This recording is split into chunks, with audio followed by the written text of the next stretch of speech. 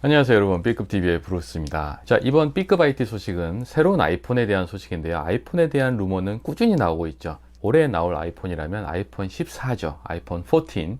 그와 관련된 루머들이 많이 나오고 있는데 확정된 소식은 아닙니다. 다 루머예요. 하지만 여기에 귀를 기울일 수밖에 없는 게 루머대로 나온 지가 꽤 됐잖아요. 그렇다 보니까 루머에 귀를 안 기울일 수가 없습니다. 자, 그 루머 중에 눈에 띄는 게 차기 아이폰에는 심카드가 더 이상 들어가지 않을 거다. 여러분들 새로운 폰으로 바꾸면 심카드 넣잖아요. 자, 그게 아예 새로운 아이폰에는 들어가지 않을 거다라는 전망이 나왔습니다. 왜 그러냐면 그 아이폰에 있는 그 유심 트레이, 그 트레이를 만드는 독점적으로 제공하는 미국 회사가 있는데 거기에서 유심 트레이의 물량이 이제 조절되면서 줄어든다는 소식이 있었어요. 그걸로 미뤄보건대 애플이 아이폰에서 이 유심을 제거할 거다. 예전부터 있었던 eSIM이라고 하죠. 소프트웨어적으로 심카드가 들어가는 거. 그렇게 되는 게 아이폰 14부터가 아니겠냐라는 예상을 할 수 있는 거죠.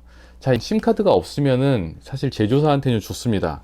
그만큼 이 내부 공간을 더 활용할 수 있기 때문에 조금 더 배터리를 넣을 수 있다던가 이런 장점은 있을 거예요. 하지만 소비자들한테는 과연 이게 좋을지 모르겠습니다. 더 안 좋을 수도 있어요. 예를 들면 지금은 기변할 때 여러분들 심카드 뺐다가 다른 폰에다가 다시 끼우면 그냥 되잖아요. 그런데 이제 eSIM이 되면 할 때마다 이제 통신사 사이트에 가서 이 기기로 기변해 주세요 라고 통신사에다가 요청을 하게 될 겁니다. 자, 그렇게 되면 사실 그럴 때 통신사가 일부 소정의 수수료를 받을 수도 있고 아니면 행여나 5G 폰을 더 이상 LTE망으로 못 쓸 수도 있어요. 자, 지금은 LTE 요금제를 더 선호해서 폰은 5G 폰이지만 LTE 요금제에 가입해서 LTE 요금제에 가입된 그 유심 카드를 넣어서 LTE 폰으로 활용하곤 하는데, 자, 그게 원천적으로 봉쇄될 가능성도 있습니다. 왜냐하면 통신사에서 그 기변을 허락해 줘야 되기 때문에. 자, 이런 문제들이 있어서 우리 소비자들한테는 별로 좋은 소식이 아닐 수도 있어요. 아이폰 14에 대한 또 다른 소식은 역시 이것도 루머에 기반한 렌더링이 나왔는데 카메라 부분이 엄청나게 더 커졌습니다.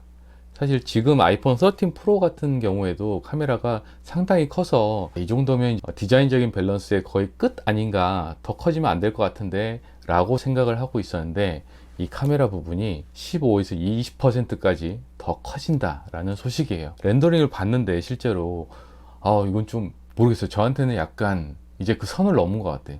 조금 흉측하지 않나 랄 정도로 더 커지고 더 두꺼워지고 그렇게 됐습니다. 이해는 가요. 이제 스마트폰들이 점점 더 변별력이 없어지다 보니까 차별 포인트로 만들려고 하는 것이 카메라에 다 집중이 돼 있어요. 그렇다 보니까 너도 나도 카메라 업그레이드에 이렇게 열을 올리고 있는데, 그렇다 보니까 카메라도 엄청 커지고 두꺼워지고 이렇게 되고 있습니다. 물론 성능은 좋아지고 있죠. 하지만 이 정도면은 이제 균형의 선을 넘는 것 같은데, 그런 생각이 들어요.